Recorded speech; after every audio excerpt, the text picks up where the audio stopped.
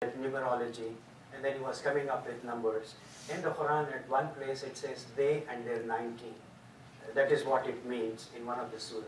So he said, see, it's making sense, 19. He started doing it with multiplications. And even in ISNA at one time gave him a lot of recognition for finding out. And Quran, it is the greatness of Quran that as science evolves, you see some similarity here. So then what he started doing was that he started applying that to the surahs also. And then he said, see, in this surah, it's a multiple of 19. In this surah, it's a multiple of 19. Then what happened was, in certain surahs, it was not making his formula. Then he said, if I remove these two verses, it makes 19. So then he started inferring that these two surahs are not part of the Quran. And afterward, I think probably he was assassinated. But that group is still in existence.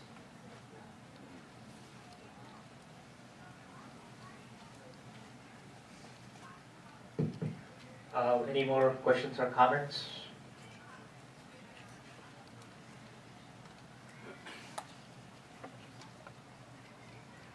Actually, there are two questions here. One is, you made a reference to revela satanic verses. Were you talking about the verses which, I think this is a myth, but I'm not sure. But I've heard that there are some verses which says that Prophet ﷺ was under the influence of black magic for a duration of time.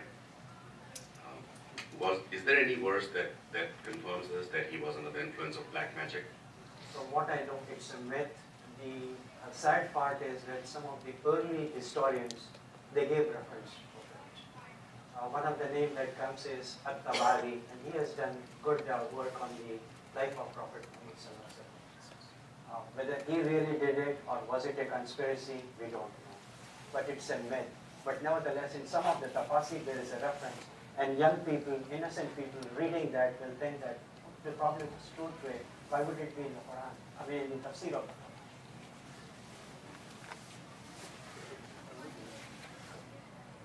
You said that Muhammad, messenger of God, the seer of the Prophet written by Muhammad Said Hackle, he refers to those successfully. I see. The reason I thought that was important is because if one believes that there is such a thing as black magic, and Huzur Sallallahu Alaihi Wasallam was under the influence of that, that compromises the integrity of whatever verses were revealed during this this so-called period of influence. Would you agree with that? Of course, definitely, if that is the truth to it. In the references that I saw, it did not reference to, there was no reference of black magic, but there was reference of shaitan, under the influence of shaitan. He said that, and some people, they even quote the Arabic version of it also. Uzzam, Minat, and whatever, they also have powers, you can go to them. And some of these historians, they say that, who are biased, they say that, see, he was a very tactful person. He wanted to gain the favor of the groups that did not want to accept Islam, but it was a time window where if he gained their favor, it would make his life easy. So he agreed at the time, and then afterwards he changed. So these are all conspiracies. But I think all the scholars that I have read, they have completely refuted that, saying this is not true, that he had some other verses praising Allah and Uzza and so on. This is, Mufassirin have said, that's totally wrong.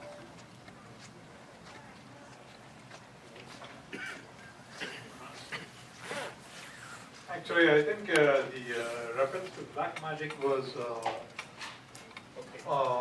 mainly blamed on Muhammad because he had come up with the Quran and the verses and all that stuff, and they were trying to intimidate him and trying to prove his verses wrong and the revelation wrong, and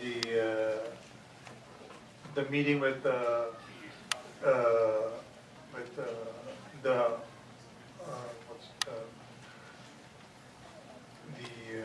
sorry, I forget the name of the Oh, well, the meeting with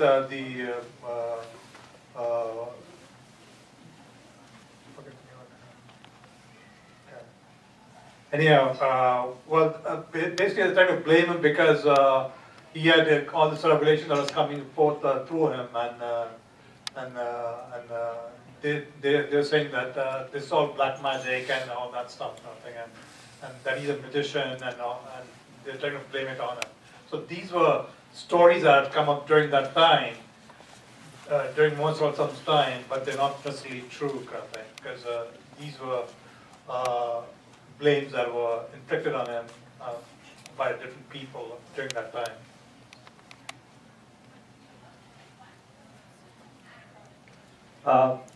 Any more questions? I don't know, I didn't listen to that before, but did you refer to Surah Falaq and how that story is also not true? It's beyond the scope of my presentation. And upfront I said I'm not a scholar. I'm talking on the external aspects and the reasons why that is. I would like, this program is being presented under the umbrella of adult education, and I see some new faces participating with a lot of enthusiasm. I would like them to introduce to our regular people here. I'll go first, brother. Can you introduce yourself? Sure. My name is Samir Khaja. Which side of me should I introduce? Professionally, I do management and leadership consulting and coaching to various Chicago area executives and clients. I guess my company name is called Triper, and it's independently owned and operated by me. And so that's my area of expertise, leadership, management. And my point of interest in attending today's conversation is I'm a believer that Quran, a person reading the Quran views it from his or her own point of view. So if an accountant is reading Quran, he will see references to accounting in there. If a doctor is reading, he'll catch the references to his own field. If a scientist or geologist is reading Quran, he will see things about geology in there. So my interest in Quran is when I read Quran, I see the management and leadership qualities in that are referenced in Quran. So my interest in there is to be able to read it from that perspective and relate those things back to the present day management theories. Because out of coincidences, I think that there are some state-of-the-art management theories of 21st century, and then I find the same verse in Quran said 1400 years back.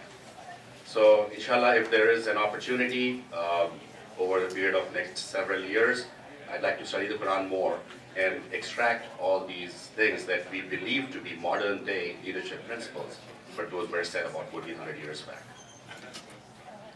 Thank you very much. And brother, just short introduction, where you're from and your name.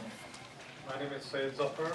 I'm from Melbourne, Illinois, and I'm a computer engineer. And presently I'm doing an e-commerce business called root.com. Yes, that's it. Anybody else would like to introduce themselves? Or so I think Mahmood Uncle, thank you very much. This is an extremely well-structured presentation, and a couple of brothers asked me whether these slides are available. Yes, the slides will be available. Mahmood Uncle has graciously agreed to share the slides, and we will